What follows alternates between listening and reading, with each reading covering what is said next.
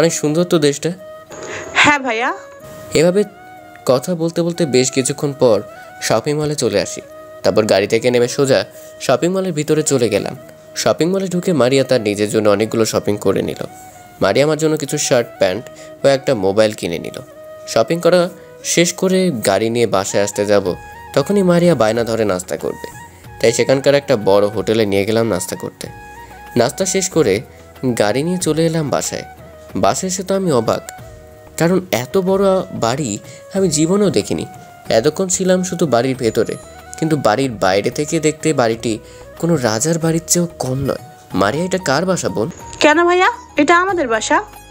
তারপর বাসার ভিতরে প্রবেশ করলাম। মারিয়া তার রুমে চলে গেল। আমি আমার রুমে এসে ফ্রেশ হয়ে বিছানায় বসে ভাবছি, কে আমি, কি আমার পরিচয়। শুধু এসব ভাবনার মাথার মধ্যে ঘুরপাক খাচ্ছে। কিছুক্ষণ পর আঙ্কেল অফিস থেকে চলে এলো। এসে আমাকে ডাকতে ডাকতে আমার রুমে চলে আসলো। বাবা, তোমার কোনো কষ্ট হচ্ছে না তো? জি না আঙ্কেল, আমার অনেক ভালো লেগেছে। আচ্ছা বাবা, ফ্রেশ হয়ে নিচে চলে আসো, আজকে সবাই একসাথে ডিনার করব। আচ্ছা আঙ্কেল, আপনি চলে যান, আমি আসছি। আচ্ছা নিচে চলে আসো। তারপর আমি ফ্রেশ হতে নিচে চলে গেলাম। নিচে গিয়ে দেখি সবাই ডিনার টেবিলে বসে আমার জন্য অপেক্ষা করছে। তারপর সবাই একসাথে ডিনার করে নিলাম। তারপর রুমে গিয়ে মেডিসিন খেয়ে নিলাম। তারপর ঘুমিয়ে পড়লাম। এখনও পুরোপুরি সুস্থ হয়ে ওঠেনি। সকালে ঘুম ভেঙে যায় আঙ্কেলের ডাকে। ঘুম থেকে উঠে চোখ কসলাতে কসলাতে, হ্যাঁ জি আঙ্কেল বলুন। বাবা, তুমি কি পড়ালেখা করতে চাও? তাহলে এখানকার একটা ভালো ভার্সিটিতে ভর্তি করিয়ে দিতাম। নিশ্চয়ই আঙ্কেল। তাহলে তাড়াতাড়ি রেডি হয়ে নাও, আর তুমি মারিয়ার সাথে কলেজে যাবে। Okay uncle.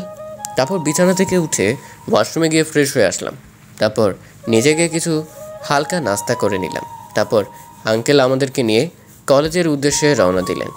মারিয়াকে তার স্কুলে নামিয়ে দিয়ে আমাকে নিয়ে একটা বড় ভার্সিটিতে চলে গেলেন। ভার্সিটি এসেই আঙ্কেল সোজা প্রিন্সিপাল স্যারের সাথে কথা বলে আমাকে পরিচয় করিয়ে দিলেন। তারপর প্রিন্সিপাল স্যার আমাকে রুম দেখিয়ে দিয়ে গেলেন।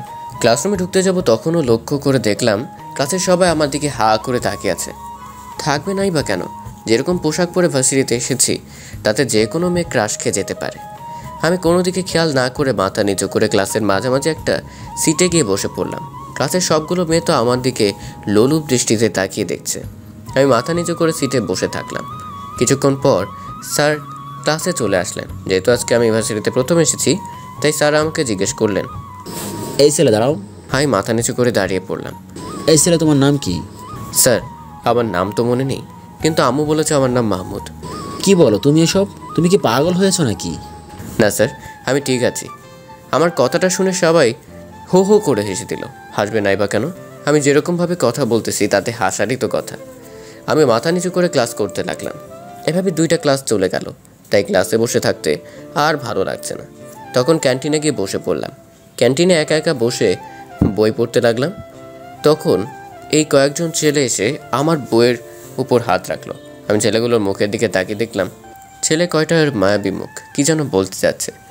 বেশ কিছুক্ষণ চুপ থাকার পর আমি বললাম, হ্যাঁ জি বলুন, কি চাই? কিছু না, এমনি। তাহলে এখানে দাঁড়িয়ে আছেন কেন? তুই কি কলেজে আজকে প্রথম? জি হ্যাঁ, আজকে আমার ভার্সিটির প্রথম দিন। আচ্ছা, কই থাকিস তুই?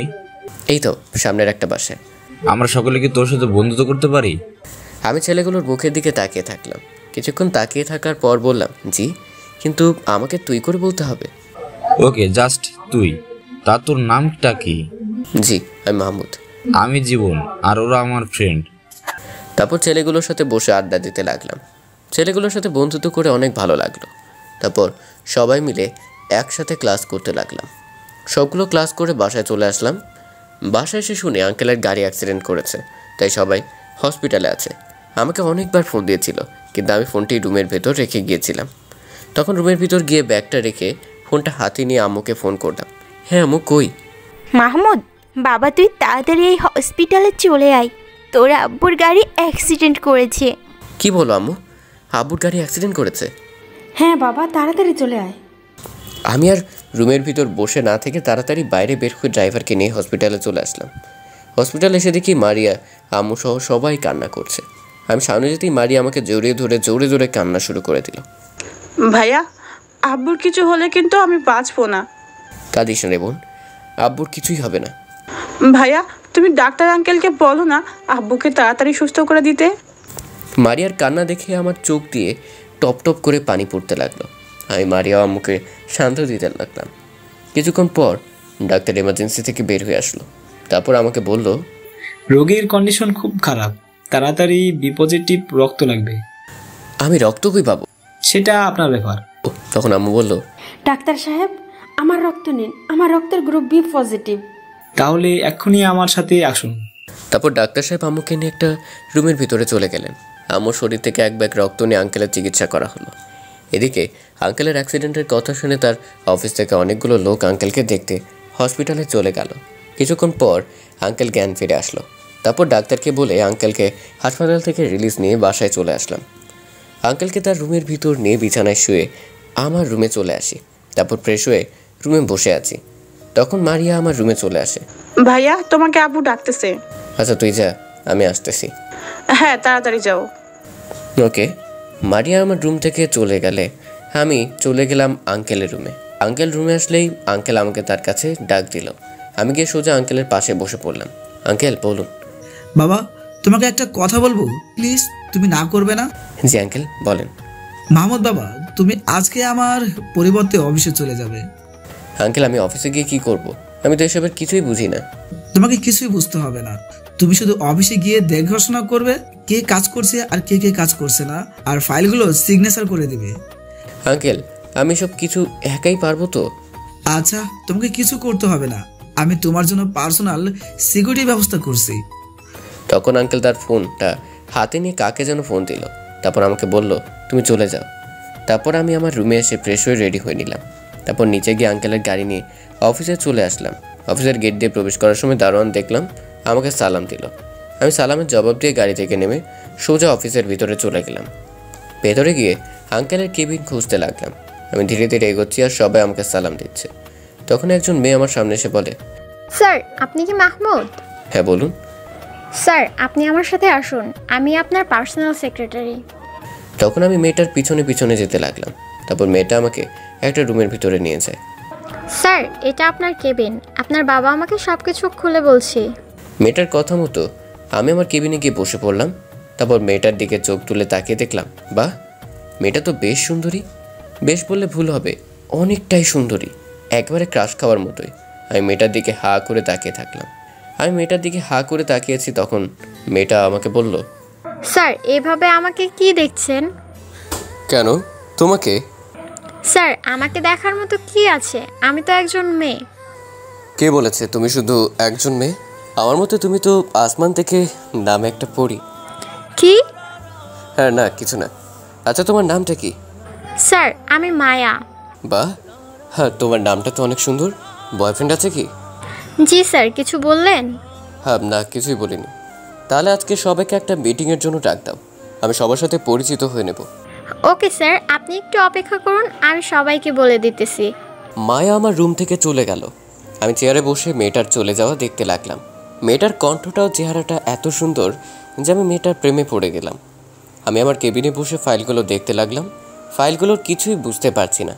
এক এক করে সবগুলো ফাইলে সিগনেচার করে দিলাম। কিছুক্ষণ পর মায়া আমার রুমে চলে আসে। এসে বলতে লাগলো, স্যার, সবাই মিটিংয়ের জন্য বসে আছে, আপনি চলুন। আচ্ছা চলো। আর হ্যাঁ, টেবিলের উপর ফাইলগুলোকে নিয়ে সেটা আপনাকে পরে বলছি, আগে মিটিং করে আসুন। তারপর মায়া আমাকে একটা হল রুমে নিয়ে গেল। হল রুমে ঢুকতেই সবাই আমাকে দেখে দাঁড়িয়ে পড়ল এবং সবাই আমাকে সালাম দিল। আমি সালামের জবাব দিয়ে আমার আসনে বসে পড়লাম। তখন মায়া মিটিংয়ের কার্যক্রম শুরু করে দিল। একে একে সবাই পরিচিতি দিতে লাগলো। আমি সবার সাথে পরিচিত হয়ে আমার পরিচয় দিয়ে দিলাম। তারপর অফিসের সকল কাজকর্ম ভালো করে করতে লাগলাম। তারপর বললাম, আব্বু কয়েকদিনের জন্য অফিসে আসতে পারবে না, তাই আমি চলে আসব। মিটিংয়ের সব কাজ শেষ করে আবার কেবিনে এসে বসে পড়লাম। তখন মায়া আমাকে ফাইলগুলো বুঝিয়ে দিল। আমি ফাইল বোঝা তো দূরের কথা, আমি শুধু মায়ের দিকে তাকিয়ে থাকলাম। এত সুন্দর কি করে একটা মেয়ে হতে পারে? মায়া আমাকে ফাইলগুলো বুঝিয়ে দিয়ে অফিস থেকে বাসায় চলে গেল। আমি অফিসের কাজকর্ম শেষ ভারতে কয়টি রাত 9টা বেজে যায়। তখন ড্রাইভারকে বলে গাড়ি নিয়ে বাসায় চলে আসলাম। তারপর রুমে গিয়ে ফ্রেশ হয়ে নিচে এসে ছোট বোনটার সাথে গল্প করতে লাগলাম। তারপর সবাই মিলে একসাথে ডিনার করে রুমে এসে বিছানায় শুয়ে পড়লাম। চোখ দুটো বন্ধ হতেই শুধু মায়ার ছবি ভাসছে। স্বপ্নে মায়ের সাথে আমার বিয়ে হয়ে যায়। হ্যাঁ যাক, আর বললাম না। সকালে ঘুম থেকে উঠে ভার্সিটি চলে গেলাম। ভার্সিটিতে গিয়ে এই 2টা ক্লাস করে বন্ধুদের সাথে কিছুক্ষণ আড্ডা দিয়ে বাসায় চলে আসলাম। বাসায় এসে লাঞ্চ করে অফিসে চলে গেলাম। এভাবে বেশ কয়েকটা দিন কেটে গেল। এদিকে আমি মায়ের প্রতি দুর্বল হয়ে পড়ে যাই।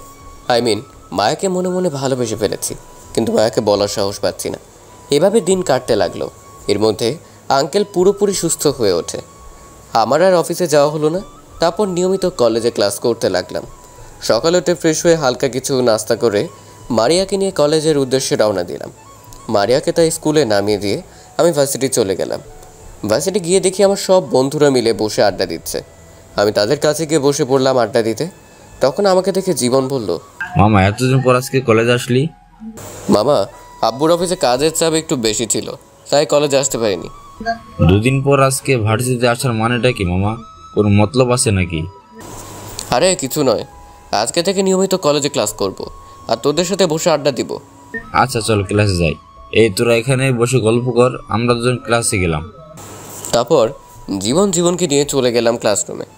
ক্লাসরুমে ঢুকে তো আমি অবাক, কারণ আজকে কলেজের সব থেকে সুন্দরী মেয়ে মায়া এসেছে আর ক্লাসে সবাই তার দিকে হা করে তাকিয়ে আছে। মায়া সামনের একটা সিটে বসে তার বান্ধবীদের সাথে গল্প করতে লাগলো। আমি মায়ের দিকে আর চোখে দেখতে লাগলাম। তখন জীবন বলে, কিরে মামা, মেয়েটার দিকে এভাবে তাকাচ্ছিস কেন? মামা, মেয়েটা কে রে? দেখতে তো একদম নায়িকা। আরে মামা, মেয়েটা না মায়া, একসঙ্গে সরকারি ব্যাংকে জব করি। শুনেছি ব্যাংকের জিএম স্যারের ছেলে পার্সোনাল সেক্রেটারি। ও। মামুদ শুধু মায়ের দিকে তাকিয়ে আছে। তখন ক্লাসে স্যার প্রবেশ করলো। মামুদ সবগুলো ক্লাস করে ক্যাম্পাসে বসে আড্ডা দিতে লাগলো। মায়া তার বান্ধবীদের সাথে বসে আড্ডা দিচ্ছে। বেশ কিছুক্ষণ গল্প করে মাহমুদ যখন বাসায় যাবে, তখন মায়া মাহমুদকে দেখে মাহমুদের কাছে চলে আসে। মায়া মাহমুদের কাছে এসে যা বলল তা শোনার জন্য মাহমুদ মোটেও প্রস্তুত ছিল না। স্যার, আপনি এখানে আমার ভার্সিটিতে? কেন? আমি আবার কি করলাম? আমি কি ভার্সিটি আসতে পারি না? সরি স্যার, 2 দিন অফিসে যেতে পারিনি। It's okay. আর হ্যাঁ, জাস্ট কল মি মাহমুদ। এত স্যার করো কেন? কিন্তু স্যার। কোনো কিন্তু নয়, আমরা দুজনে সমবয়সী, তাই just call me Mahmud. Okay sir. আবার তারপর দুজনে কথা বলতে বলতে বাসায় চলে আসলাম। বাসায় এসে ফ্রেশ হয়ে রুমে গিয়ে ঘুমিয়ে পড়লাম। অনেকদিন পর দিনের বেলা ঘুমাবো, তাই ঘুমটা তাড়াতাড়ি লেগে গেল। বিকেলের দিকে ঘুম ভেঙে যায় ফোনের রিংটোন। ফোনটা হাতে নিয়ে দেখি জীবন ফোন করেছে। ফোনটা রিসিভ করতেই, হ্যাঁ রে মাহমুদ, কই তুই? এই তো মামা, একটু বাসায় ঘুমিয়ে পড়েছিলাম। হ্যাঁ রে মামা, তাড়াতাড়ি এই জায়গায় চলে, সারপ্রাইজ আছে একটা। ওকে মামা, আমি আসতেছি, তোরা দাঁড়া ওখানে। তাড়াতাড়ি। তারপর চলে গেলাম সুমনের দেওয়া সেই ঠিকানায়। সেখানে গিয়ে দেখি সবাই বসে আড্ডা দিচ্ছে। আমি গিয়ে তাদের সামনে দাঁড়ালাম। হ্যাঁ রে, কী জন্য ডাকলে আমায়? মামা, সুখবর আছে, আজকে ফয়সালকে মুন্নি প্রপোজ করেছে। কি? তাহলে আমার ট্রিট কই? আচ্ছা চল তোদেরকে আগে ট্রিট দেই। তারপর সকলে মিলে চলে গেলাম বড় একটা রেস্টুরেন্টে। সবাই মিলে অনেক মজা করে অনেকগুলো জিনিস খেয়ে নিলাম। তারপর কয়েকটা বিয়ার নিয়ে বসে আড্ডা দিতে লাগলাম। তখনও চোখ পড়ে সামনে মায়া ও মুন্নি আমাদের দিকে আসছে। আমি তো মায়াকে দেখে হা হয়ে আছি। একটা পিঙ্ক কালারের শাড়ি পরে এসেছে, দেখতে যা লাগছে না, জাস্ট ওয়াও। তখন কিছু সন্ত্রাসী এসে মায়ের গলা জড়িয়ে ধরে, মায়াকে নিয়ে একটা গাড়িতে তুলতে যাচ্ছে। তখন জীবন দৌড় দিয়ে সন্ত্রাসীদের সাথে হস্তাহস্তি করতে লাগলো। জীবন তাদের সাথে পেরে উঠতে পারল না। তখন জীবনের হাতে একজন শরীরে আঘাত করে এবং মায়াকে গাড়িতে তুলে নেয়।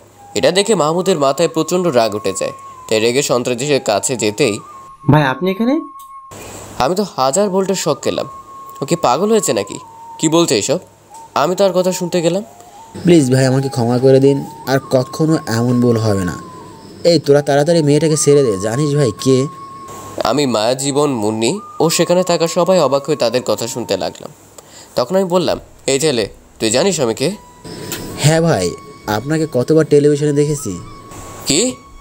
তুই জানিস আমার পরিচয় কি? হ্যাঁ ভাই। ছেলেটা আর কিছু বলতে যাবে ঠিক তখনই কেউ একজন ছেলেটার মাথায় গুলি করে ছেলেটাকে মেরে ফেলে। আমি শক খেয়ে দাঁড়িয়ে থাকলাম। তারপর সবাই যে যার বাসায় চলে গেলাম। এভাবে কিছুদিন কেটে গেল। একদিন হঠাৎ আঙ্কেল আমাকে ভালো করে রেডি করে নিয়ে একটা দামি গাড়িতে উঠে যায়। মাহমুদ কিছুই বুঝতে পারছে না। তখন মাহমুদ বলল, কোনো কথা বলবি না, চুপচাপ বসে থাক। এখন আমার তোমার জন্য মেয়ে দেখতে যাচ্ছি। বদমাইশ বিয়ার বয়স হয়ে যাচ্ছে, বিয়ার করার খবর নাই, সারা জীবন এভাবে কুমারী হয়ে থাকবা নাকি? আঙ্কেলের কথা শুনে মারিয়া জোরে জোরে হাসতে লাগলো। তখন মারিয়া বলল, ঠিকই বলেছো বাবা, ভাইয়াকে এখন বিয়ে দেওয়া দরকার। আমার একটা গল্প করার লোক নাই। আমার তো সবার কথা শুনে সেই রকমের রাগ উঠে গেছে। আঙ্কেল, তুমি বলো, আমার কি এখন বিয়ে করার বয়স হয়েছে? সেটা কেন হবে? বিয়ে দিলে তো দুদিনের মধ্যেই বাবা হয়ে যাবি। আর বলে কি না এখনো বিয়ের বয়সই হয়নি। আমু দেখুন আঙ্কেল কি বলে, আমার কথা তো কেউ শুনছে না। এভাবে কথা বলতে বলতে চলে এলাম মেয়ের বাড়িতে। সামনে তাকে দেখি ম্যানেজার সাহেব। তাহলে মনে হয় ম্যানেজার সাহেবের মেয়ের সাথে আমার বিয়ে। জানি না মেয়েটা দেখতে কেমন হয়। তখন ম্যানেজার সাহেব আমাদের ভিতরে নিয়ে গিয়ে সোফায় বসতে দিলেন। ম্যানেজার নিজেও বসে পড়ল। মায়া মামনি একটু নিচে আসো। মাহমুদ নামটা শুনেই তো হা হয়ে আছে। তখন মাথা উঁচু করে মেয়েটার দিকে তাকিয়ে দেখি, এটা তো আমার পার্সোনাল সেক্রেটারি মায়া। মারিয়া তো দেখেই মায়াকে গিয়ে জড়িয়ে ধরে। তারপর মায়া আমার সামনে এসে বসে পড়ল। মায়া মামনি দেখ তো, মাহমুদকে তোর পছন্দ হয়? তখন মায়া আমার দিকে তাকিয়ে, আব্বু, আমি মাহমুদের সাথে একটু আলাদা করে একা কথা বলতে চাই। ঠিক আছে, দুজন আলাদা আলাদা কথা বলে আয়। তারপর আমি মায়ের পিছন পিছনে তাদের ছাদে চলে গেলাম। দুজনে মুখোমুখি দাঁড়িয়ে আছি।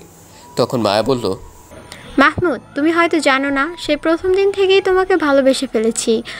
আর সেদিন তুমি আমায় সন্ত্রাসীদের হাত থেকে বাঁচালে আমার ভালোবাসাটা আরও বেড়ে যায়। সত্যি মাহমুদ, আমি তোমাকে বিয়ে করতে চাই। প্লিজ না করো না। মানে সত্যি কথা বলতে কি, আমিও তোমাকে অনেক অনেক ভালোবাসি, কিন্তু কখনো বলার সাহস পাইনি। মামুদের কথা শুনে মায়া হেসে দেয়। তারপর দুজন দুজনের নাম্বার নিয়ে নেয়। তারপর নিচে গিয়ে সবাইকে বলে দেয় তারা বিয়ে করতে রাজি। তারপর আঙ্কেল বিয়ের দিন তারিখ ঠিক করেন। তারপর কিছু নাস্তা করে বাসায় চলে আসলাম। এভাবে কেটে যায় পুরো 1 মাস। একদিন মাহমুদ অনেক রাত করে বাসায় ফিরেছিল। তখনই মাহমুদের চোখ পড়ে রাস্তার মধ্যে কতগুলো ছেলে মিলে একটা মেয়েকে নির্যাতন করছে। মাহমুদ ছেলেগুলোর সামনে যেতেই মাহমুদের চোখ কপালে উঠে যায়। কিন্তু মায়া এত রাতে এখানে কি করছে? মায়ের সাথে খারাপ ব্যবহার দেখে মাহমুদ আর নিজেকে কন্ট্রোল করতে পারল না। মাহমুদ তখন ছেলেগুলোকে মারতে থাকে। এক পর্যায়ে একটা গুলি এসে লাগে মায়ের বুকে। এটা দেখে আমার প্রচণ্ড রাগ উঠে যায়। আমি মায়াকে জড়িয়ে ধরে কান্না করতে লাগলাম। মায়ের প্রচণ্ড খারাপ অবস্থা। আমি কিছু না ভেবে ছেলেগুলোকে উড়াধুরা মারতে থাকি। ছেলেগুলোকে আমি নিজেও জানি না। আমি মায়ের খেয়ে ছেলেগুলো পালিয়ে গেল। আমি মায়াকে নিয়ে হসপিটালে চলে আসি। তারপর ডাক্তার মায়েরকে এমার্জেন্সিতে নিয়ে যায়। মায়ের শরীর থেকে গুলি বের করা হয়। এদিকে মায়ের গুলি লাগার কথা শুনে আমার পরিবারের সকলে হসপিটালে চলে আসে। আমার চোখ দিয়ে অঝরে পানি পড়তে লাগলো। প্রিয় মানুষটিকে এভাবে দেখবো আমি কখনোই ভাবতেও পারিনি। কিছুক্ষণ পর ডাক্তার এমার্জেন্সি থেকে বের হয়ে আসলো। আমি ডাক্তারের কাছে গিয়ে বললাম, ডাক্তার, মায়ের এখন কীরকম অবস্থা? মায়া ঠিক আছে তো? রোগী এখন সম্পূর্ণ সুস্থ, চিন্তার কোনো কারণ নেই।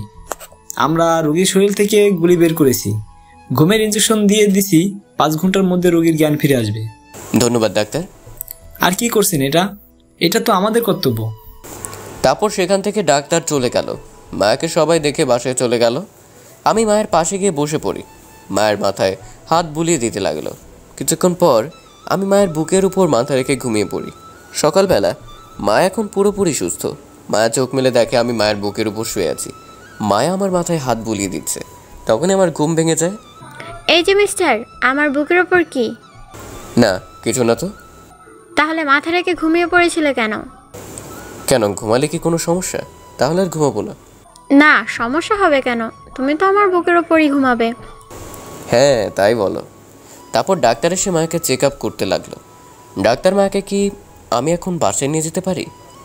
অবশ্যই। ডাক্তার, তবু ভালো করে দেখেন রোগীর কোনো সমস্যা আছে কিনা। রোগীর কোনো সমস্যা নেই, এই ওষুধগুলো লিখে দিলাম, কিনে খাওয়াবেন। ওকে ডাক্তার। তারপর মায়াকে নিয়ে বাসায় চলে আসলাম। মায়াকে তার রুমে শুয়ে দিয়ে নিচে চলে আসলাম। নিচে এসে আঙ্কেল আন্টির সাথে বসে গল্প করতে লাগলাম। কিছুক্ষণ গল্প করে নিজের বাসায় চলে গেলাম। তারপর ফ্রেশ হয়ে ঘুমিয়ে পড়লাম। ঘুমের মধ্যে কিছু একটা যেন টানছে। দেখলাম আমার কষ্ট হলে কেউ একজন চোখের পানি মুছে দিচ্ছে। সব সময় বাবা বাবা বলে ডাকছি। খাওয়া দাওয়া করেছি কিনা, কলেজ ঠিক মতো যায় কিনা, এসব কিছু জিজ্ঞাসা করছি। সর্বশেষে একটা মেয়েকে দেখতে পেলাম। অনেক মায়াবী মুখটা, কেন জানি চেনা চেনা লাগছে। তখনই মাথাটা প্রচণ্ড ব্যথা শুরু করে দেয়। ঘুম থেকে লাফিয়ে উঠে পড়ি। কি দেখলাম এটা? আমি আসলে কে? কি আমার পরিচয়? এই ঘটনাগুলো আমার মাথায় আসছে কেন? তাহলে আমার কি একটা অন্য পরিচয় আছে? কি সেটা? এসব ভাবতেছি তখনই মারিয়া আমার রুমে চলে আসে। ভাইয়া, তোমাকে আম্মু ডাকতেছে। কেন রে বোন? খাবার খেতে। সকাল থেকে না খেয়ে শুয়ে আছিস, তোর কি এখনো খিদে লাগেনি? ও, আমার মনে ছিল না রে। তুই নিচে চলে যা, আমি ফ্রেশ হয়ে আসছি। ভাইয়া, তোকে একটা কথা বলি। হ্যাঁ বল, কি বলবি? ভাইয়া, আমি ভাবিকে দেখতে যাব, প্লিজ তুমি আমাকে ভাবিকে দেখতে নিয়ে যাও। আচ্ছা, বিকেলবেলা নিয়ে যাবো নি। আচ্ছা ভাইয়া, তাড়াতাড়ি নিচে চলে আয়, আম্মু তোর জন্য বসে আছে। তারপর মারিয়া আমার রুম থেকে চলে গেল। আমি ওয়াশরুমে গিয়ে ফ্রেশ হয়ে নিলাম। তারপর নিচে গিয়ে খাবার খেয়ে নিলাম। তারপর মারিয়া ও আম্মুর সাথে বসে গল্প করতে লাগলাম। বিকেলবেলা মারিয়াকে নিয়ে আমাদের বাসায় চলে আসলাম। মারিয়াদের বাসা যেতেই মারিয়া দৌড়ে গিয়ে মায়াকে জড়িয়ে ধরে। মারিয়া যে, এতদিন পর হবু ভাবির কথা মনে পড়লো? মনে তো প্রতিদিনই পড়ে, কিন্তু আসার জন্য তো লোক লাগবে নাকি? তা না হলে কে নিয়ে আসবে আমাকে? কেন, তোমার ভাইয়া? ভাইয়া তো আমাকে কোথাও নিয়ে যেতে চায় না। তাই নাকি মাহমুদ? তুমি মারিয়াকে আমার বাসায় নিয়ে যেতে চাও না? এভাবে একসাথে সবাই বসে গল্প করতে লাগলাম। কিছু হালকা নাস্তা করে মায়াদের কাছ থেকে বিদায় নিয়ে বাসায় চলে আসলাম। এভাবে দিনটা কেটে গেল। রাতে ডিনার করে ঘুমিয়ে পড়লাম। এদিকে আরোহী পাগলের মতো কান্না করে চলেছে মিজুর জন্য। কখন যে খাবার খায় সেটা নিজেও বলতে পারে না। সারাটা দিন আমার জন্য কান্না করে নিজের শরীরের অবস্থা শেষ করে দিয়েছে। চোখের নিচে কালো দাগ পড়ে আছে। আরোহীকে দেখলে মনে হবে এটা তো সেই আরোহী নয় যে আরোহীকে আমি ভালোবেসেছিলাম, যে আরোহীকে আমি বিয়ে করেছিলাম। আর মিজুর মা অনেক অসুস্থ হয়ে পড়ে আছে, পাগলের মতো কান্নাকাটি করে বেড়ায়। মিজুর বাবা মিজুর জন্য চিন্তা করতে করতে হার্ট অ্যাটাক করে মারা গেছে। আঙ্কেল অফিসে মনোযোগ দিয়ে কাজ করতে পারে না। দেশের সব জায়গায় আমাকে খোঁজ করার জন্য লোক পাঠিয়ে দেয়। সেদিন আঙ্কেল অফিস থেকে বাসায় চলে আসে। তারপর ফ্রেশ হয়ে আরোহী রুমে চলে যায়। আরোহী, মা তুমি এভাবে কান্না করছো কেন মা? চলো নিচে গিয়ে খেয়ে আসি। না আব্বু, আমি কিছুই খাবো না, তুমি আমার মিজুকে এনে দাও। মা, দেশের সব জায়গায় আমি লোক পাঠিয়ে দিয়েছি, ম্যানেজারও মিজুর খবর নেই। টিভিতে তো সংবাদ দিচ্ছি প্রতিদিন। আব্বু, আমি এসব কিছুই শুনতে চাই না। আমি যদি মিজুকে না পাই তাহলে আমি না খেয়ে মরে যাব। পাগলামি করো না মামনি, তুমি খেয়ে নাও। আমরা কালকে সকালে মালয়েশিয়া উদ্দেশ্যে রওনা দিব। সত্যি বাবা? তখন আঙ্কেল আরোহীর হাত ধরে নিচে নিয়ে যায়। তারপর খাবার খাইয়ে দেয়। মেয়েটা না খেয়ে অনেকটা শুকিয়ে গেছে। আঙ্কেলের কথা শুনে আরোহীর মনে একটু হাসি ফুটল। এদিকে আমি ঘুমের মধ্যে দেখলাম আমি একটা মেয়েকে ভালোবাসি। আমার মা বাবা আছে, আমার বড় একটা পরিবার আছে। প্লেনে করে আমি কোথায় যেন যাব। তখন আমার মাথাটা ব্যথা শুরু করে দেয়। তখন আমি জোরে একটা চিৎকার করে ঘুম থেকে লাফিয়ে উঠে পড়ি। সঙ্গে সঙ্গে আম্মু আঙ্কেল আমার রুমে চলে আসে। কি হয়েছে বাবা, তুমি এভাবে চিৎকার করছো কেন? কিছু না আঙ্কেল, এমনি। বলো বাবা, কি হয়েছে? আঙ্কেল, আমি স্বপ্নে অনেক কিছু দেখলাম। আমার মনে হয় আমার একটা পরিবার আছে, আমার জন্য প্রতিদিনই কান্নাকাটি করে। আমি তাদের সবাইকে দেখলাম। বাবা, এসব তোমার স্বপ্ন, অনেক রাত হয়েছে, ঘুমিয়ে পড়ো। হ্যাঁ, সেটাই যেন হয় আঙ্কেল। মাহমুদ বাবা, তুমি আমাকে কি পর ভাবো? প্লিজ আমাকে এভাবে আঙ্কেল বলে ডেকো না। তোমার আন্টিকে যেভাবে আম্মু বলে ডাকো, আমাকেও বাবা বলে ডাকবে প্লিজ। ওকে। তারপর আঙ্কেল আন্টি আমার রুম থেকে চলে গেল।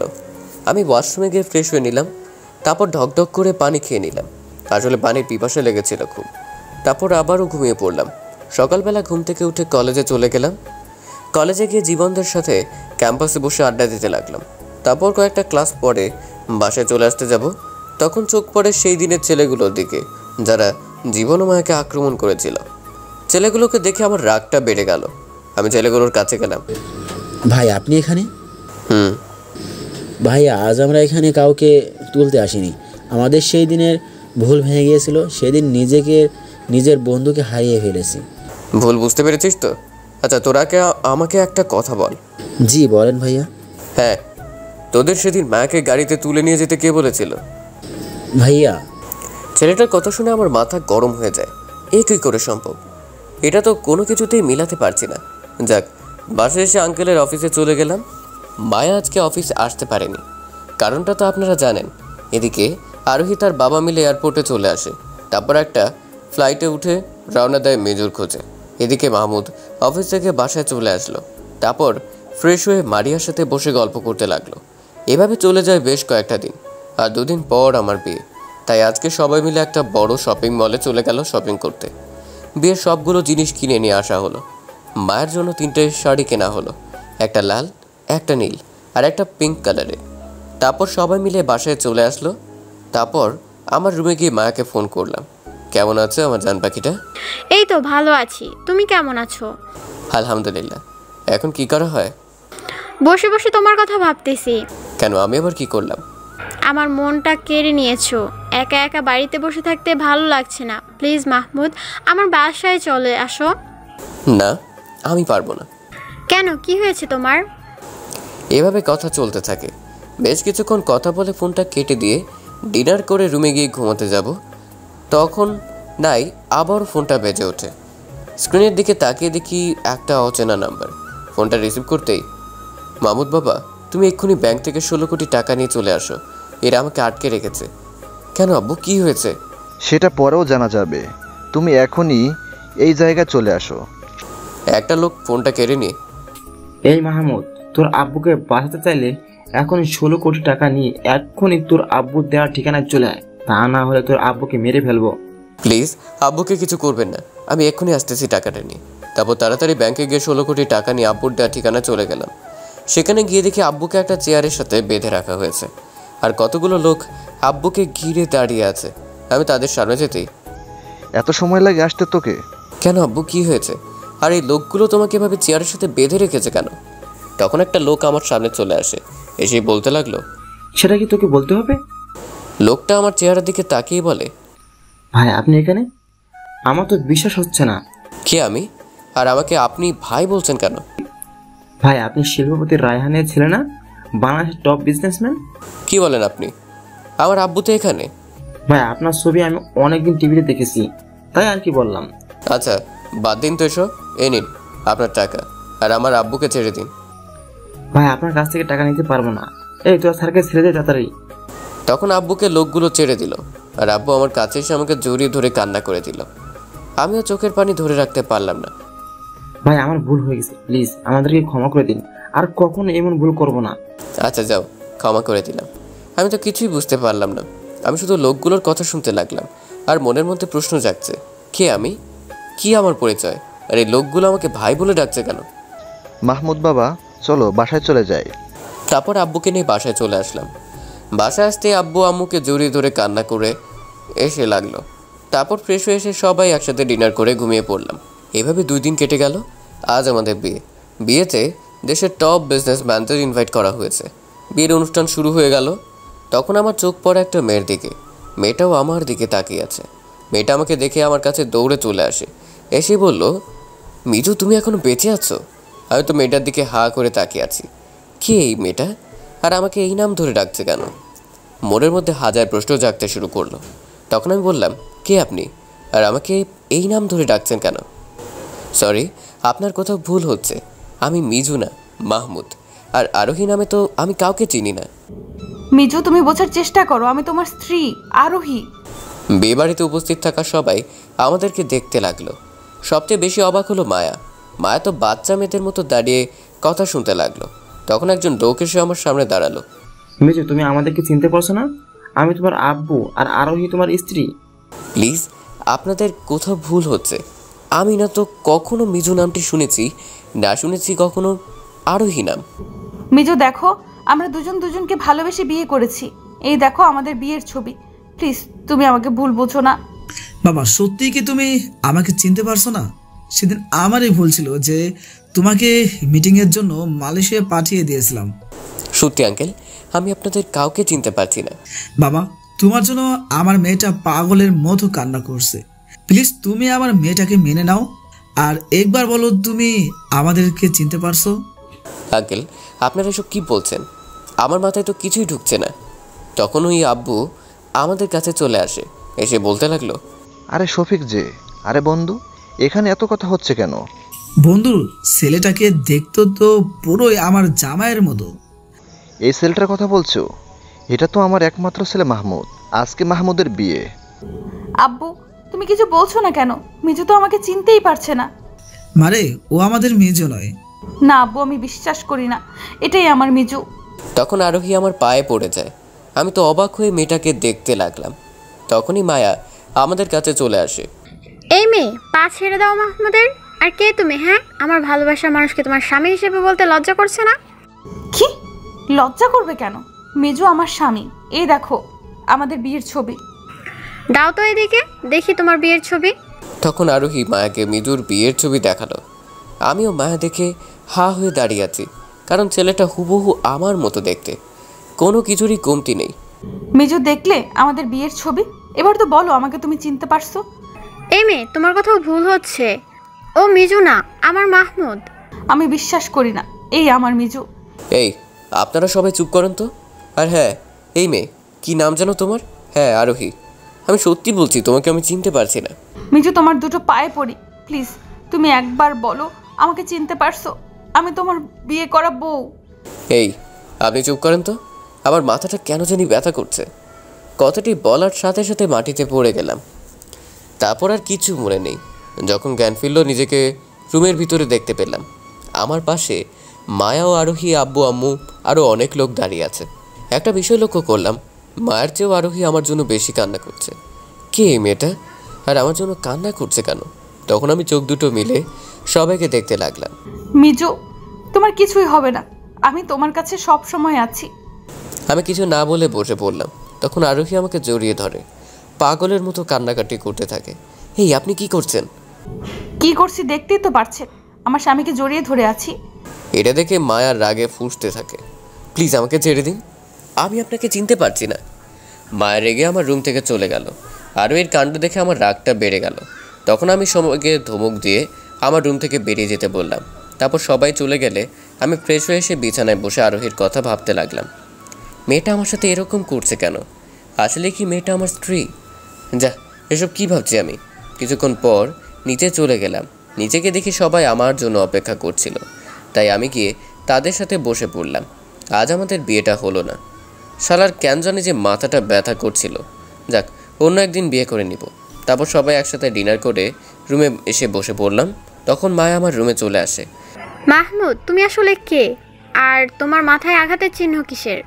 আমি নিজেও জানি না আমি কে, শুধু এতটুকু জানি আমি আঙ্কেলের ছেলে। দেখো মাহমুদ, আমার সাথে মজা করো না প্লিজ। আমি মজা করছি না তো, সত্যিই বলছি। আমি কে আমি নিজেও জানি না। আচ্ছা, তুমি ঘুমিয়ে পড়ো, আমি চলে গেলাম। তুমি যাবে মানে? কোথায় যাবে? কেন আমার রুমে যাব? এখান থেকে যেও না প্লিজ, আমার অনেক ভয় করছে। আমি থাকতে পারবো না, এখনো আমাদের বিয়ে হয়নি। এটা বলে মায়া আমার রুম থেকে চলে গেল। তারপর মোবাইল টিপতে টিপতে ঘুমিয়ে পড়লাম। সকালে ঘুম থেকে উঠে ওয়াশরুমে চলে গেলাম। তারপর ফ্রেশ হয়ে রুমে চলে আসলাম। তারপর রেডি হয়ে নিচে চলে গেলাম। তারপর সবাই মিলে বসে গল্প করতে লাগলাম। কিছুক্ষণ গল্প করার পর সবাই একসাথে নাস্তা করে নিলাম। তারপর রুমে এসে কলেজে যাওয়ার জন্য রেডি হয়ে নিলাম। মায়া, আমি ও মারিয়া একসাথে কলেজের উদ্দেশ্যে রওনা দিলাম। মারিয়াকে তার স্কুলে নামিয়ে দিয়ে আমরা সোজা কলেজ ক্যাম্পাসে চলে আসলাম। তারপর আলাদা আলাদা হয়ে ক্লাসরুমে চলে গেলাম। কলেজের কেউ জানে না মায়া ও আমার বিয়ে হওয়ার কথা ছিল, কিন্তু কোনো একটা কারণে তা হয়নি। 2টা ক্লাস করার পরে ক্যাম্পাসে এসে বসে পড়লাম। তখন চোখ পড়ে কলেজের মাঠের দিকে। দেখলাম জীবনকে কিছু ছেলে মিলে মারছে। আমি তাড়াতাড়ি ছেলেগুলোর কাছে চলে গেলাম। ছেলেগুলো আমাকে দেখে ভয়ে কাঁপতে লাগলো। তারপর একজন ছেলে বলল, তখন ছেলেটা আমাকে বলল, ভাই আপনি এখানে? আপনি এখনো বেঁচে আছেন? আমার তো বিশ্বাসই হচ্ছে না। কি? আমাকে তুই চিনিস? কে আমি? আর আমি মরে গিয়েছিলাম? ভাই আপনাকে তো শিকদার মেরে ফেলেছে, তাহলে আপনি বেঁচে আছেন কিভাবে? কি বলছিস তুই? আর শিকদার আমাকে মারতে যাবে কেন? ভাই আপনি বিশ্বাস করেন, আমি সত্যি বলছি। বিশ্বাস না করলে আপনার মাথায় দেখেন আঘাতের চিহ্ন আছে। তখন আমার একটা কথা মনে পড়লো। সেদিন ডাক্তার বলেছিল আমার মাথার মাঝামাঝি স্থানে 38টা সেলাই করা আছে। আচ্ছা, তাহলে তুই আমাকে চিনিস? আমি কে বলতো? হ্যাঁ ভাই, 2 বছর আগে এই শহরের বড় মাস্তান রনির ছোট ভাই ছিলেন। কি? আমি মাস্তান ছিলাম? আমাকে সব কিছু খুলে বল। ওকে ভাই। তখন মায়া আমাদের কাছে চলে আসে। মায়া, জীবন ও ছেলেটাকে নিয়ে ক্যাম্পাসে একটা কোনায় গিয়ে বসে পড়লাম। তারপর ছেলেটা বলতে শুরু করলো, 2 বছর আগে ভাই এই শহরে বড় মাস্তান রয়ন তালুকদারের ডান হাত ছিলেন আপনি। রনি ভাই আপনাকে নিজের ভাইয়ের মতো দেখতো। একদিন হলো কি, একজনকে ফোন করে বাসায় আসতেছিলাম, তখন ওই আকাশের দিকে চোখ পড়ে। একটা প্লেন মনে হয় খুব দুর্ঘটনায় পড়ে গেছে। আমরা সবাই তাড়াতাড়ি গাড়ি থামিয়ে প্লেনটাকে ভালো করে দেখতে লাগলাম। সেদিন প্রচণ্ড ঝড় বর্জ্য পড়ছিল, আকাশে কালো মেঘ দিকে ঢেকে গেল। কিছুদিনের মধ্যে প্লেনটা উল্টে গেল। আপনি সোজা এসে আমাদের গাড়ির সামনে পড়লেন। আপনার পুরো শরীর রক্তাক্ত অবস্থা। তখন রনি ভাই আপনাকে নিয়ে হসপিটালে চলে যান। আপনার সমস্ত চিকিৎসা রনি ভাই করিয়ে দেয়। তারপর আপনার যখন জ্ঞান ফিরল, আপনি নিজেকে চিনতে পারলেন। রনি ভাই আপনাকে তার বাসায় নিয়ে গেল। তারপর আপনি রনি ভাই মিলে এদেশে রাজ করতে থাকলেন। আর আপনাদের বড় শত্রু হয়ে দাঁড়ায় শিকদার। একদিন রাতে আপনাকেও রনি ভাইকে একা পেয়ে শিকদার আক্রমণ করে। সেখানে রনি ভাই মারা যায় আর আপনাকে মেরে কোথায় যেন ফেলে দিয়ে আসে, তা বলতে পারি না। ছেলেটা কান্না করতে করতে কথাগুলো বলল। আমি তো ছেলেটার কথা শুনে হা হয়ে শুনতে লাগলাম। তারপর বললাম, আচ্ছা ওয়েট, আমার কিছু মনে পড়তেছে, আমাকে রনি ভাইয়ের বাসায় নিয়ে চলো। এই তোরা তাড়াতাড়ি রেডি কর। তারপর ছেলেটা আমাদেরকে একটা বড় বাড়িতে নিয়ে যায়। বাড়িটা দেখে তো আমি অবাক। এটা একটা বাড়ি নয়, মনে হলো রাজপ্রাসাদ।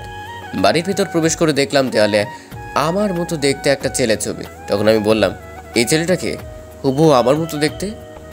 ভাই, এটাই আপনার ছবি আর আপনার পাশে রনি ভাই। তাহলে তুমি কি আমার রুম চেনো? হ্যাঁ ভাই, আপনি আমার সাথে আসুন। তারপর ছেলেটা আমাকে একটা রুমের ভিতর নিয়ে গেল। রুমটা একদম গোছানো, মনে হচ্ছে রুমটাতে কেউ একজন থাকে। এটা কি আমার রুম? হ্যাঁ ভাই, এটাই আপনার রুম। তখন আমি রুমের ভিতরে সবগুলো জিনিস ভালো করে দেখতে লাগলাম। কিছুক্ষণ পর একটা মহিলা আমার রুমে চলে আসে। তারপর সোজা আমাকে জড়িয়ে ধরে কান্না করতে থাকে। আমি তো কিছুই বুঝতে পারছি না। এই, কে আপনি? আর আমাকে এভাবে জড়িয়ে ধরেছেন কেন?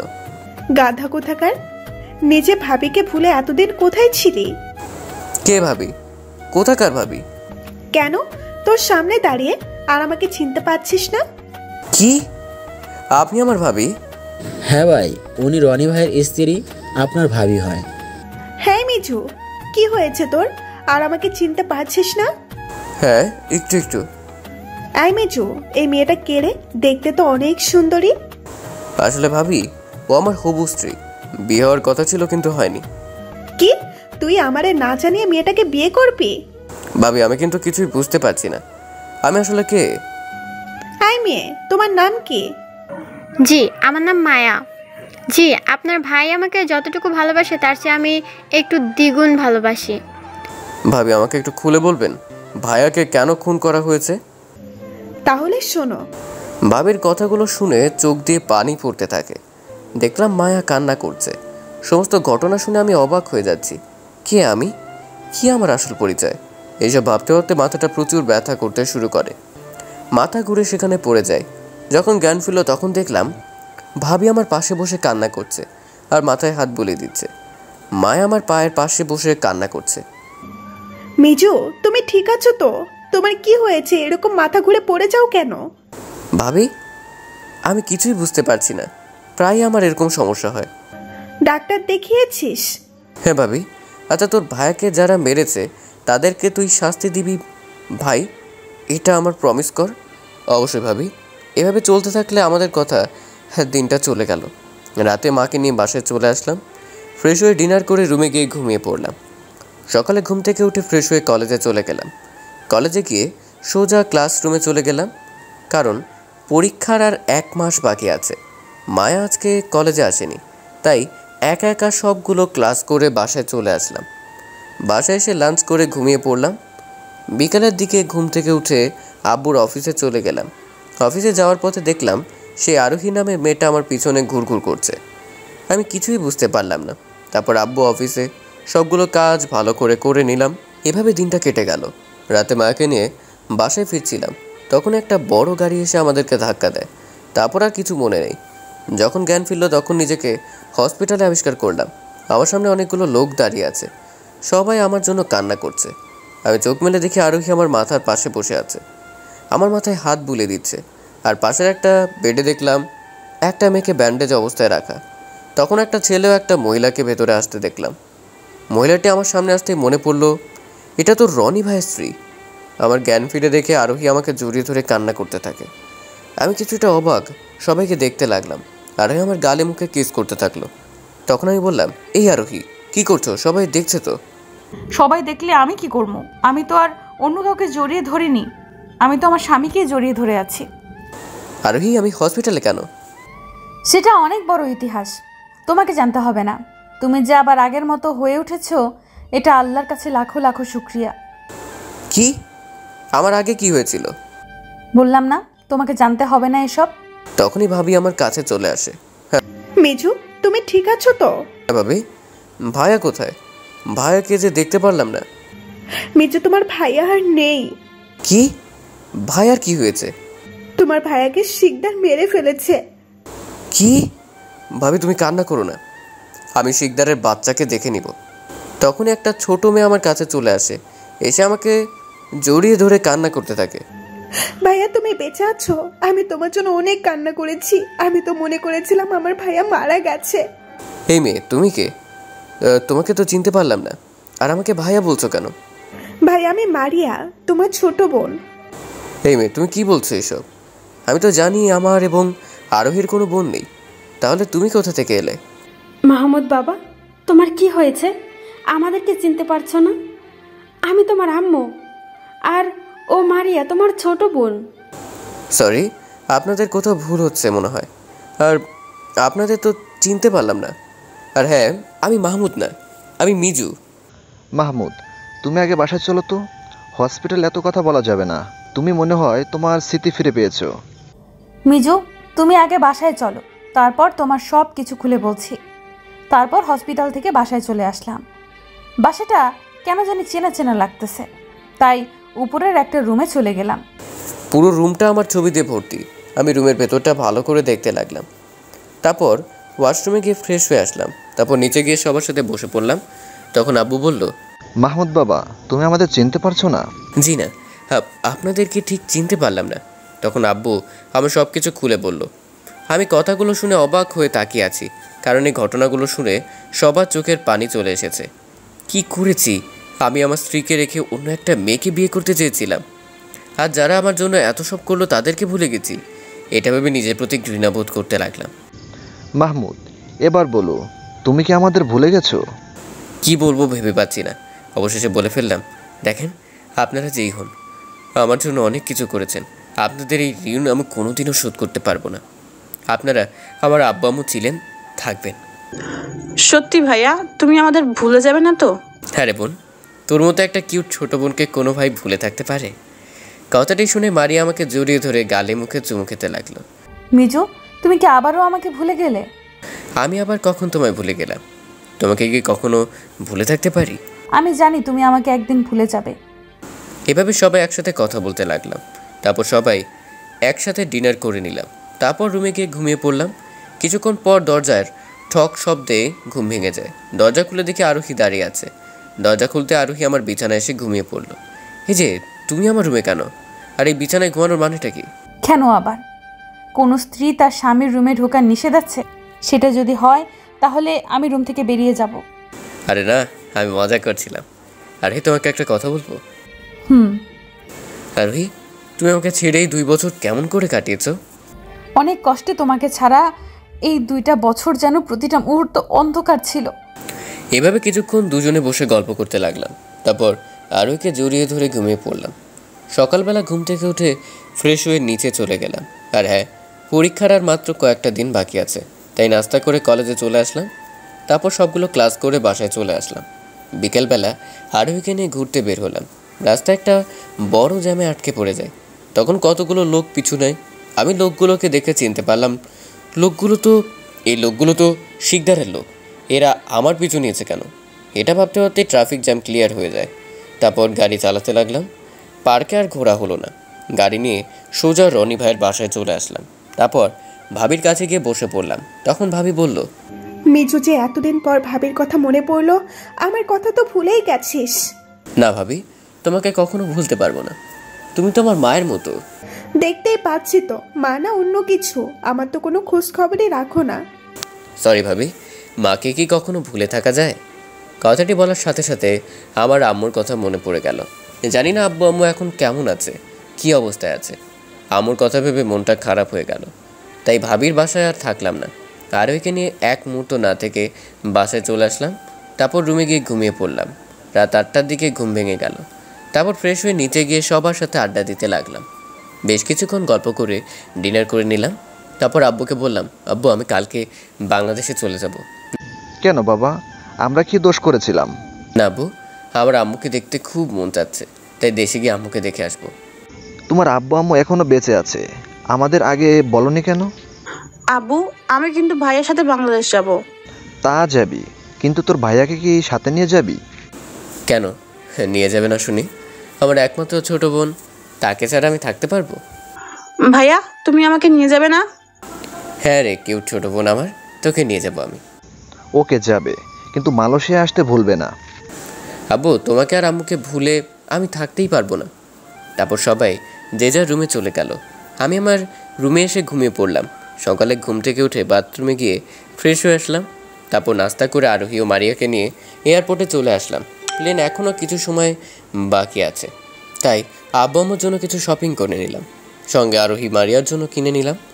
এর মধ্যে ফ্লাইট ছাড়ার সময় হয়ে গেছে, তাই প্লেনে উঠে পড়লাম। তখন একটা কথা মনে পড়ল, এই প্লেন আমার জীবন থেকে 3টা বছর নষ্ট করে দিয়েছে। যাক এসব কথা। সন্ধ্যা 6টার দিকে বাংলাদেশে চলে আসলাম।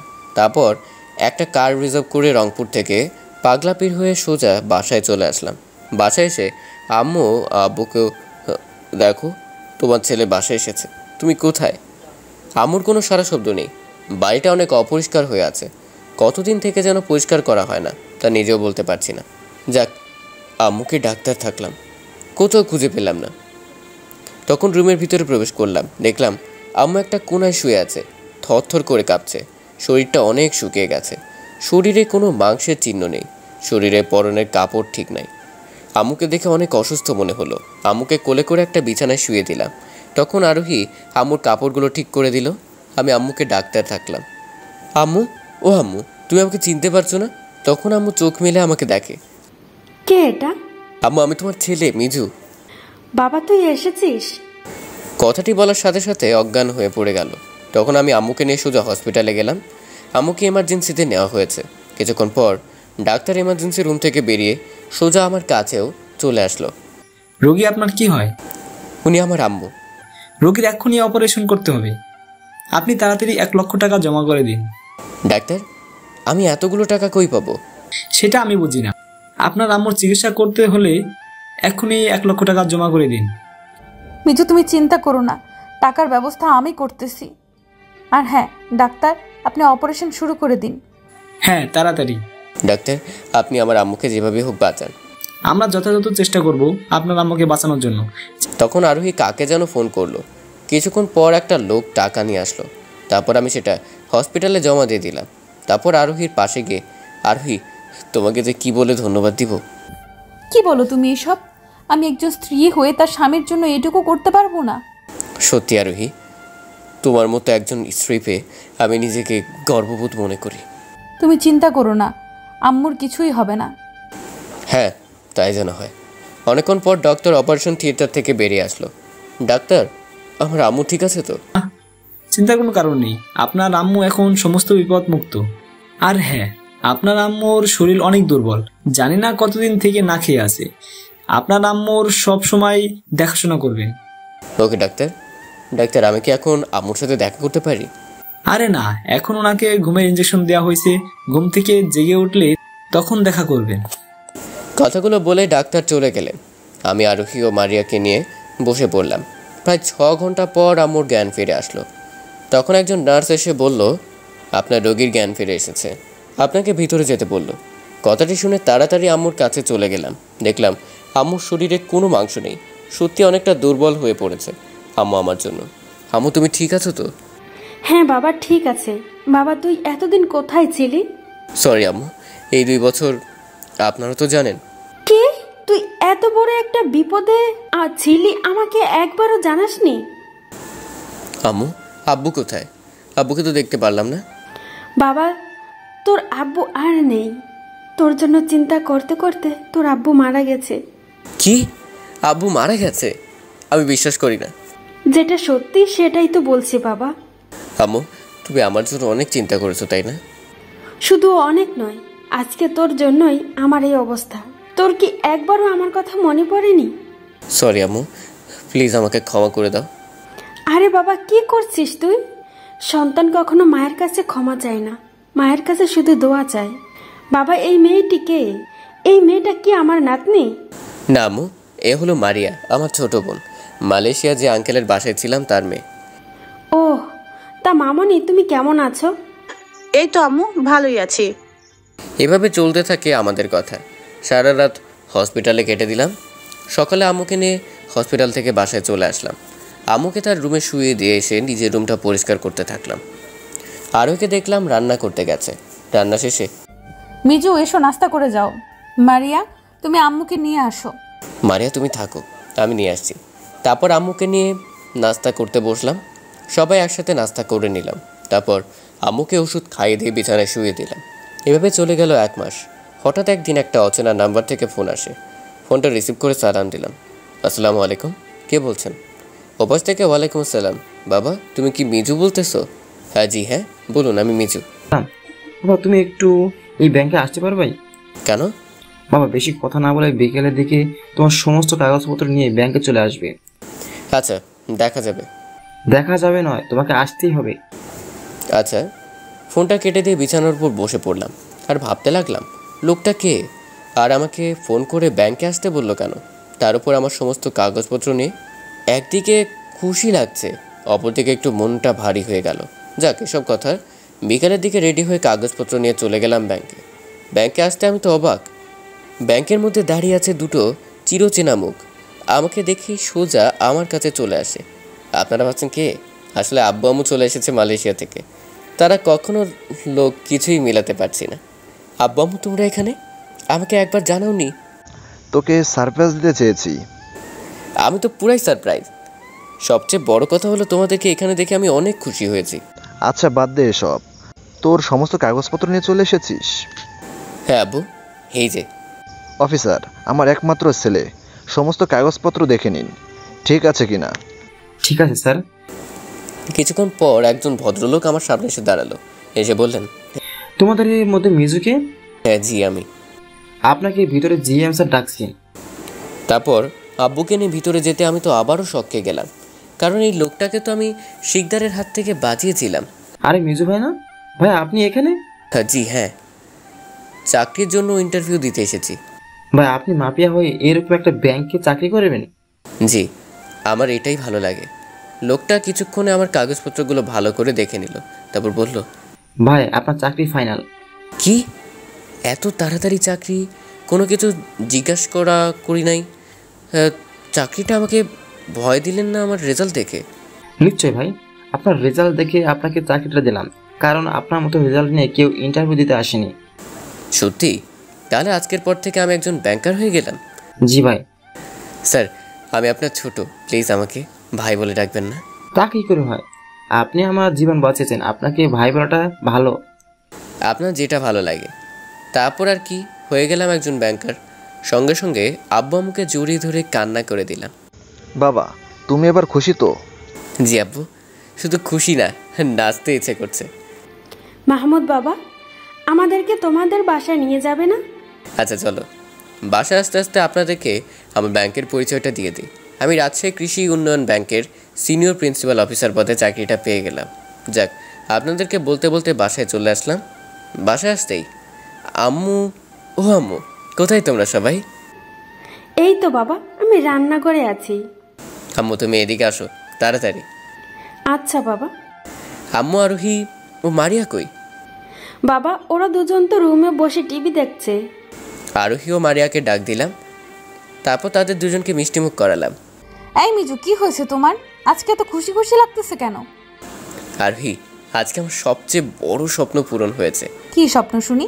কি হয়েছে বাবা, এত ডাকাডাকি করছিস কেন? রান্নাঘর থেকে বেরিয়ে এসে তখন আঙ্কেল আন্টিকে ডাক দিলাম। তারা গাড়ি থেকে নেমে আমাদের সামনে আসতেই সবাই হা করে দাঁড়িয়ে আছে। মারিয়া তো আঙ্কেলকে দেখেই দৌড়ে গিয়ে জড়িয়ে ধরে কান্না করতে থাকে।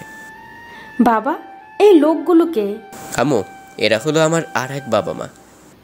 কি এই লোকগুলো তোকে বাঁচিয়েছিল? জি আম্মু। আম্মু তোমার জন্য একটা খুশি সংবাদ আছে। কি বাবা? আম্মু আমি একজন ব্যাংকার হয়েছি। এই নাও মিষ্টিমুখ করো। তোমার স্বপ্ন আমি পূরণ করেছি আম্মু, আর তোমাকে কষ্ট করতে হবে না। দোয়া করি বাবা। তারপর আব্বু আম্মু আবার আম্মুর সাথে বসে গল্প করতে লাগলো। বেশ কিছুক্ষণ গল্প করে সবাই একসাথে ডিনার করে রুমে গিয়ে ঘুমিয়ে পড়লাম। মধ্যরাতে কারো আলতো ছোঁয়ায় আমার ঘুমটা ভেঙে যায়। চোখ মেলে দেখি আরোহী আমার ঠোঁটগুলো কামড়ে ধরে আছে এবং ললিপপের মতো চুষতেছে। এই আরোহী, কি করছো? ব্যথা পাচ্ছি তো। ব্যথা লাগলে আমি কি করব? আমি তো মিষ্টি খাচ্ছি। কি? আমার ঠোঁটগুলো কবে থেকে তোমার মিষ্টি হলো শুনি? কেন? যবে থেকে আমাদের বিয়ে হয়েছে তবে থেকে তোমার ঠোঁটগুলো আমার মিষ্টি হয়েছে। ওরে বাটবার, তাহলে তো দেখতেই হয় মিষ্টিতে কোনো ঝাল আছে কিনা। কি দেখবে শুনি? আমি কাউকে ভয় পাই না। তাই? সঙ্গে সঙ্গে আরোহীকে জড়িয়ে ধরে মিশনে নেমে পড়ি। থাক, আপনাদের আর বললাম না। সকালে ঘুম ভেঙে যায় কারো ফোনের রিংটোন। ফোনটা হাতে নিয়ে স্ক্রিনের দিকে তাকিয়ে দেখি জীবন ফোন করেছে। হ্যাঁ জীবন, বল। মিজু মায়া তো স্মৃতিশক্তি হারিয়ে ফেলেছে। কি? মা এখন কেমন আছে? মায়া ঠিক আছে। মিজু বন্ধু, তোকে একটা কথা বলবো। হ্যাঁ বল। বন্ধু, আমি মায়াকে ভালোবেসে ফেলেছি। কি? তুই কি পাগল হয়েছিস? হ্যাঁ, আমি মায়ার প্রেমে পাগল হয়ে গেছি। শালা, তোকে তো আমি না কিছু না। কি করবি তুই? এই জীবন শোন না। কি? মা কি তোকে আমার কথা কিছু বলেছে? না মামা, মায়া কাউকে চিনতে পারে না। জ্ঞান ফেরার পর থেকে শুধু আমার সাথেই আছে। তুই কি সত্যি বলছিস? আচ্ছা বন্ধু, তুই মায়াকে ভালো করে দেখে রাখিস, মায়ের যেন কোনো ক্ষতি না হয়। ওকে। তারপর বিছানা থেকে উঠে ওয়াশরুমে গেলাম ফ্রেশ হতে। ফ্রেশ হয়ে এসে দেখি আরোহী বিছানায় বসে আছে মুখ কালো করে। আমি আরোহীর পাশে গিয়ে বসে পড়লাম। আরোহী, তোমার কি হয়েছে? এভাবে মুখ কালো করে বসে আছো কেন? মিজু, তুমি আমার সাথে আর কথা বলবে না। কেন? আমি আবার কি করলাম? মালয়েশিয়া থেকে আসতে প্রায় 45 দিন পার হয়ে গেল। আমাকে নিয়ে কোথাও ঘুরতে বের হয়েছো? তুমি বলো তো, সারাদিন ঘরের মধ্যে বসে থাকতে ভালো লাগে? ও সরি আরোহী, আমার মনে ছিল না। আমি জানি তো তুমি আমাকে একটুও ভালোবাসো না। ভালোবাসি তো। তাহলে আজকে আমাকে নিয়ে ঘুরতে যাবে? আচ্ছা, তোমাকে নিয়ে বিকেলবেলা ঘুরতে বের হব। সত্যি? জি হ্যাঁ। তারপর আরোহীকে নিয়ে নাস্তা করতে চলে গেলাম। তারপর সবাই একসাথে নাস্তা করে নিলাম। তারপর রুমে গিয়ে রেডি হয়ে নিচে চলে আসলাম। নিচে এসে আব্বু আম্মু দুজনকে সালাম, অফিসে চলে আসলাম। অফিসে আসতে সবাই আমাকে ঘিরে ধরে আমার পরিচয় জানার জন্য সবাইকে আমার পরিচয় দিয়ে দিলাম। তারপর সোজা এজিএম স্যারের রুমে চলে গেলাম। আসসালামু আলাইকুম স্যার, ভিতরে আসতে পারি? মিজু, তুমি এসেছো? আমি তোমার জন্য অপেক্ষা করছিলাম। স্যার বলুন, আমাকে কি করতে হবে? এখানে আগে বসে পড়ো। জি স্যার। তারপর এজিএম স্যার আমাকে সব কিছু বুঝিয়ে দিলেন। আমি আমার কেবিনে গিয়ে বসে পড়লাম। তারপর যথারীতি সবগুলো কাজ শেষ করে 3টার দিকে বাসায় চলে আসলাম। বাসায় এসে ফ্রেশ হয়ে দুপুরের খাবার খেয়ে রুমে গিয়ে বসে পড়লাম। তখনই মারিয়া আমার রুমে চলে আসে। ভাইয়া, তুমি ভাবিকে নিয়ে ঘুরতে যাবে, আমাকে বলনি কেন? তোকে কে বললো যে আমি তোর ভাবিকে নিয়ে ঘুরতে যাব? কে আবার? ভাবি বলেছে। তোর ভাবিকে আগে ডাক দে। তখনই আরোহী আমার রুমে চলে আসে। আমি তো আরোহীকে দেখে হা হয়ে বসে আছি। আরোহী একটা নীল রঙের শাড়ি পরেছে, মনে হচ্ছে আসমান থেকে নেমে আসা পরি। তার উপর মুখে এতগুলো ময়দা মেখেছে যে আমি তাকিয়ে না থাকতে পারলাম না। আরোহী, তুমি মারিয়াকে কি বলেছো? কই কিছু না তো। ভাবি, তুমি না আমায় বললে ভাইয়া তোমাকে আজকে ঘুরতে নিয়ে যাবে? তুই যা, গিয়ে তাড়াতাড়ি রেডি হয়ে নে। ওকে ভাবি।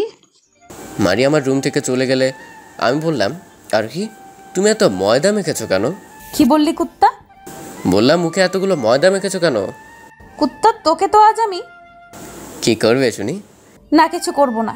আরোহী স্যার, তোমাকে না অনেক সুন্দর লাগছে। হয়েছে, আর পাম দিও না, ফেটে যাবে। আমি পাম দিচ্ছি না, সত্যি বলছি। কুত্তা, বেশি কথা না বলে তাড়াতাড়ি রেডি হয়ে নে, 4টা বেজে গেছে। তারপর তাড়াতাড়ি রেডি হয়ে নিলাম। আরোহীকেও মারিয়াকে নিয়ে চলে এলাম মুনমুন ইকো পার্কে। পার্কে এসে অনেক ঘোরাঘুরি করলাম। ঘুরতে ঘুরতে আমার শরীরটা হাঁপিয়ে পড়ে, তাই একটা গাছের নিচে গিয়ে বসে পড়লাম। ঠিক তখনই জীবন ফোন দেয়। মামা, মায়া আমার প্রপোজাল অ্যাকসেপ্ট করেছে। কি? হ্যাঁ মামা। কংগ্রাচুলেশন। মামা, আব্বু মায়ার সাথে 3 মাস পর আমার বিয়ে ঠিক করেছে। তোকে কিন্তু আসতেই হবে। তোর বিয়ে আর আমি আসবো না? আমাকে তো আসতেই হবে, কারণ প্রিয় মানুষটিকে দেখতে খুব মন চাচ্ছে। আরও কিছুক্ষণ কথা বলে ফোনটা কেটে দিলাম। তারপর আরোহীকে ফোনটা নিয়ে একটা বড় হোটেলে গেলাম নাস্তা করতে। নাস্তা করে বাসায় চলে আসলাম। এভাবে কেটে গেল আরও 2 মাস। আজকে অফিসের একটা ইম্পর্ট্যান্ট মিটিংয়ের জন্য ডাক দেয়, তাই তাড়াতাড়ি রেডি ভাই অফিসে চলে গেলাম। অফিসে এসে যা শুনলাম তার জন্য আমি মোটেও প্রস্তুত ছিলাম না। অফিসে এসে শুনলাম এজিএম স্যারের ট্রান্সফার হয়ে গেছে আর আমার প্রমোশন। এটা শুনে তো আমি সেই লেভেলের খুশি। আমার কলিগগুলো সবাই আমার কাছ থেকে পার্টি দাবি করলো, আমিও দিয়ে দিলাম অবশেষে পার্টি। করতে করতে রাত 10টা বেজে যায়, তাই তাড়াতাড়ি বাসায় ফিরে আসলাম। বাসায় এসে দেখি সবাই আমার উপর রেগে আছে। কি আর করার, সবার রাগ ভাঙানোর জন্য সবাইকে ডাক দিলাম। আব্বু, আম্মু, আরোহী, মারিয়া, তোরা সবাই কই? এদিকে আসো তাড়াতাড়ি। কি হয়েছে তো? এত রাত করে বাসায় ফিরে মাথায় রক্তচাপে গেছে নাকি? না আম্মু, সবার জন্য একটা সুখবর আছে। কি সুখবর শুনি? সবাইকে উদ্দেশ্য করে বললাম, আম্মু, আব্বু, আমি ব্যাংকের এজিএম হয়ে গেছি।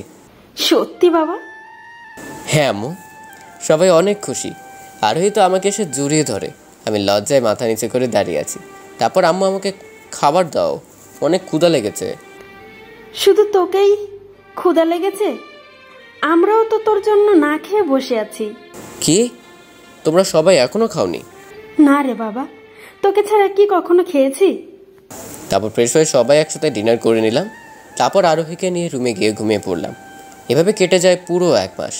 এর মধ্যে আঙ্কেল আন্টি মারিয়াকে নিয়ে মালয়েশিয়া চলে গেছে। আগামীকাল জীবন ও মায়ের বিয়ে, তাই আরোহী ও আম্মুকে নিয়ে মালয়েশিয়ার উদ্দেশ্যে রওনা দিলাম আজকে। সন্ধ্যা 6টায় মালয়েশিয়ায় নেমে আঙ্কেলের বাসায় গিয়ে উঠে পড়লাম। আঙ্কেল তো আমাদেরকে দেখে অনেক খুশি।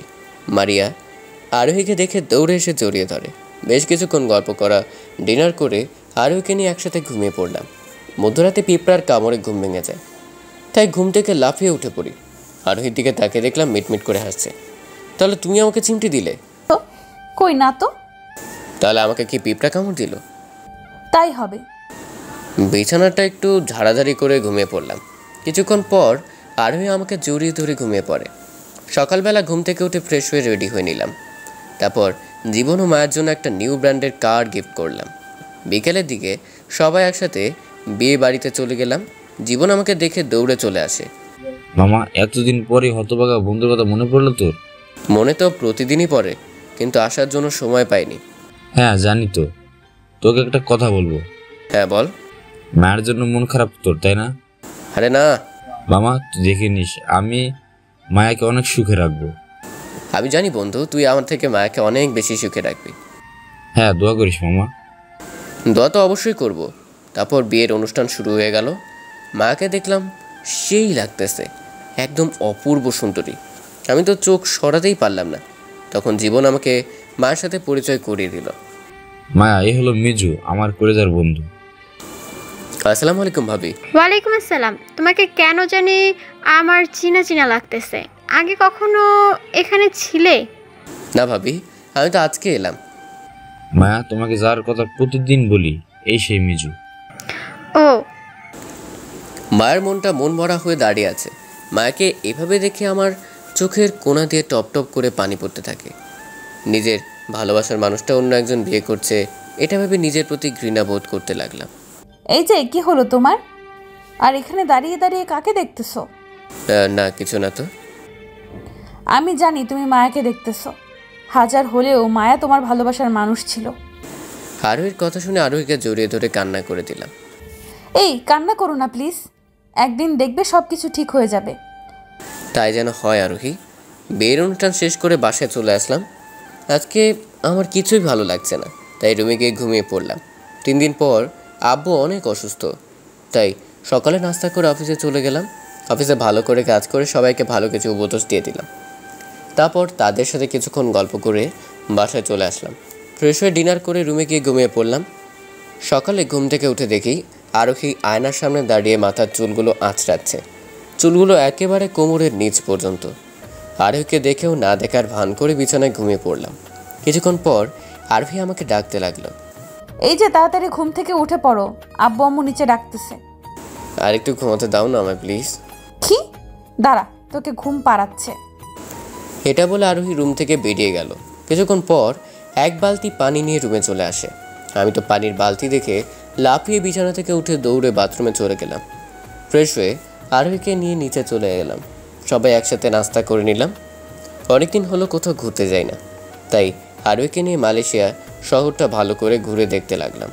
বিকেলের দিকে পার্কে বসে আছি, তখন একটা ফোন আসে অচেনা নাম্বার থেকে।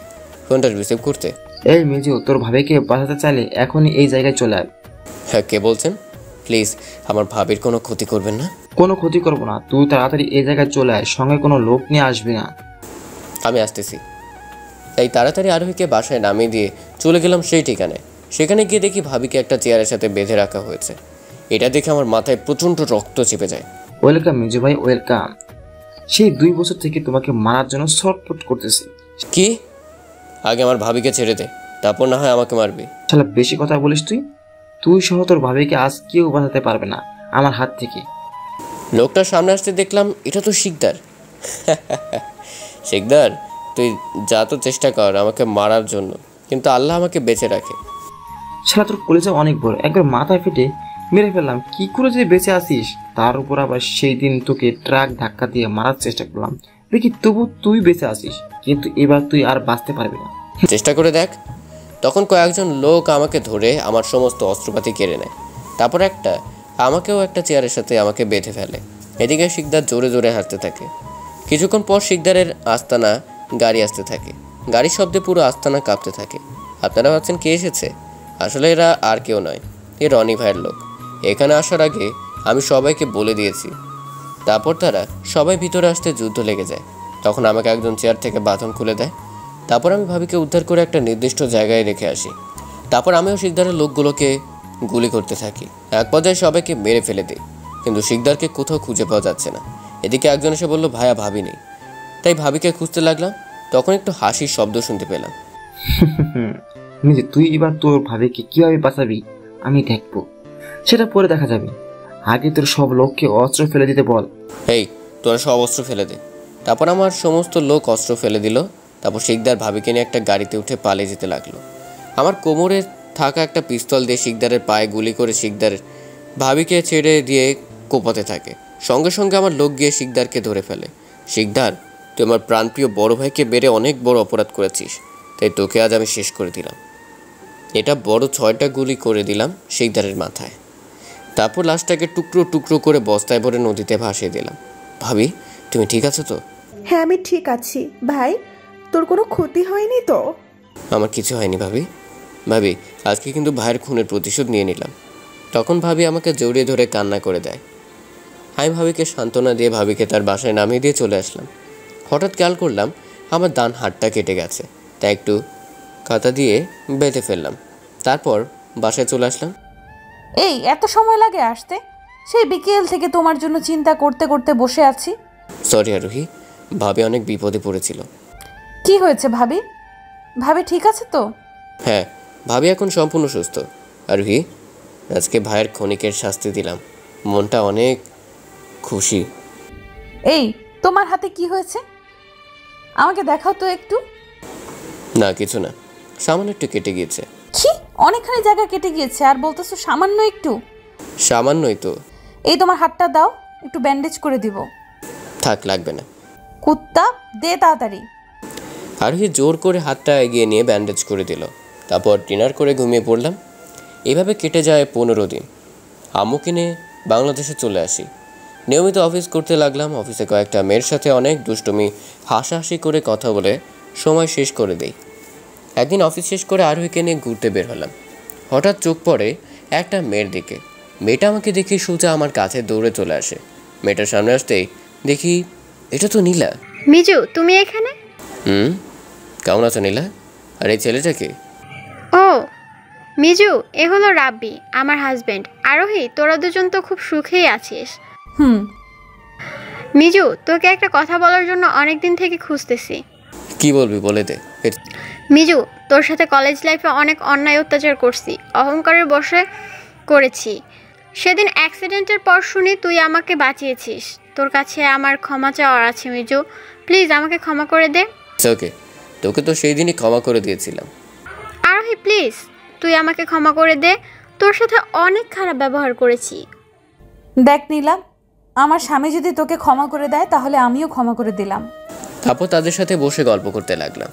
অনেকক্ষণ গল্প করে বাসায় চলে আসলাম। বাসায় এসে ফ্রেশ হয়ে বিছানায় বসে পড়লাম। তখনই আকাশ কালো করে জোরে বৃষ্টি পড়তে লাগলো। তখন একটা জোর করে বাজ পড়তে আরোহী আমাকে ভয়ে জড়িয়ে ধরলো। ও মা গো, ওই কাঁদো কেন? ভয় লাগে খুব। মিজু প্লিজ আমাকে শক্ত করে জড়িয়ে ধরো, অনেক ভয় লাগতেছে। আচ্ছা বাবা, আচ্ছা ধরতেছি। তখন আরোহীকে শক্ত করে জড়িয়ে ধরলাম। এবার আমাকে আদর করো। আমি তো আদর করতে পারি না। দেখ, আমাকে আদর না করলে তোর সাথে কথা নাই। উফ, বলছি তো আদর করতে পারি না। তা কেন পারবে? অফিসের মেয়েদের সাথে তো ভালোভাবেই হেসে হেসে কথা বলতে পারো। যাক শালা, আরোহী কিভাবে যে অফিসের বিষয়গুলো জানতে পারে আমি নিজেও বুঝতে পারছি না। আমি তো কনফিউজড। কই না তো। মিজু, তোকে আমি মেরে ফেলবো। উফ, অফিসের মেয়েদের সাথে হেসে হেসে কথা বলবে আর আমাকে আদর করতে পারবে না। আমাকে ছেড়ে দে, ওই মেয়েগুলোর কাছে চলে যা। এবার আরোহী আমার কাছ থেকে সরিয়ে চলে গিয়ে বিছানায় শুয়ে পড়লো। এই বউ, রাগ করো না প্লিজ। রাগ করবো না তো কি করবো? আমার বর আমার সাথে কথা না বলে অফিসের কলিগদের সাথে কথা বলছে। আচ্ছা বাবা, এবার আমাকে ক্ষমা করে দে। Sorry sorry sorry. যাও, তোমার সরি তোমার কাছে রাখো, আমার লাগবে না। সরি বলছি তো, এবার আমার মুখটা ধরে। কাল থেকে যদি কোনো মেয়ের দিকে তাকাস না, তাহলে তোকে দেখে নিব এই আরোহী কি করতে পারে। ও আচ্ছা, বুঝলাম। কি বুঝলি? বুঝলাম রাতে আমার সাথে আরো দুষ্টুমি করবে। হ্যাঁ রে কুত্তা, তোকে তো আজ মেরে বালিশ চাপা দিয়ে দিব। ওমা গো, কই তুমি? তোমার পোলা আছে? ওই চুপ হারামি বজ্জাত কুত্তা। এই শোনো না। হ্যাঁ বলো না। না, আমি পারবো না। কেন গো, তুমি পারবে না? আমাকে একটু জড়িয়ে ধরো না। উফ, আমার লজ্জা করে। এই রে কুত্তা, তোর লজ্জা আমি বের করছি। এটা বলে আরোহী আমার উপর ঝাঁপিয়ে পড়ে আর আমাকে জড়িয়ে ধরে। এই, আমাকে একটা বাবু এনে দিবে? কি? আমি পারবো না। না, আমাকে লাগবেই। তোমার এখনই লাগবে? যা কুত্তা, আমার লজ্জা করে। তারপর আর কি মিশনে নেমে পড়লাম। পুরো 1 বছর পর আমাদের একটা কন্যার সন্তান হলো। আমাদের সংসার সুখেই চলছে। এদিকে আমার প্রমোশন হয়ে যায়। এখন অনেকগুলো টাকা আমার। 6টা বড় বড় বাড়ি করেছি, 18 মিল ফ্যাক্টরি, 53 তারও বেশি গাড়ি আছে আমার। বলতে গেলে এই বাংলাদেশের সেরা 5 জন ধনী লোকদের মধ্যে এখন আমি একজন। আপনারা আবার হিংসা করিয়েন না। যাই, আরোহী ডাকতেছে, না গেলে আবার পাগলিটা রাগ করবে। আর একটু আগে যে আমাকে আব্বু বলে ডাকলো, সে আমার একমাত্র মেয়ে অহনা। তাই আরোহীর কাছে এসে আরোহীকে জড়িয়ে ধরে আদর করতে লাগে।